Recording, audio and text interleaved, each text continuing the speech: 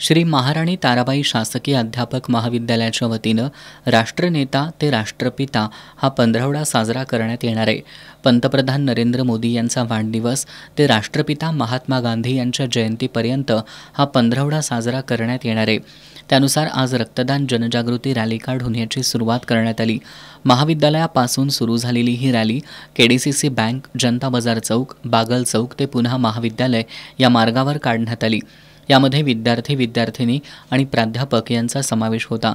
सर्वांनी हातात प्रबोधनकारी फलक घेऊन यामध्ये सहभाग घेतला होता। यावेळी सर्वांनी जोरदार घोषणा देत आणि पत्रकं वाटत जनजागृती केली। एक सामाजिक जबाबदारी आहे। रक्तदान केल्याने काही नुकसान होत नाही।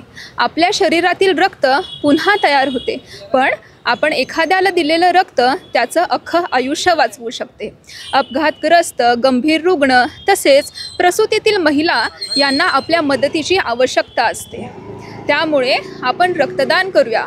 आपण रक्तदान केल्याने ते एखाद्यासाठी नवसंजीवनी ठरू शकतं। रक्तदान हेच श्रेष्ठ दान। अजूनही आरोग्य तपासणी शिबिर, त्याचबरोबर पर्यावरण विषयक जनजागृती, हृदयरोग विषयी जनजागृती अशा पद्धतीचे विविध कार्यक्रम महाविद्यालयात राबवले जाणार आहेत।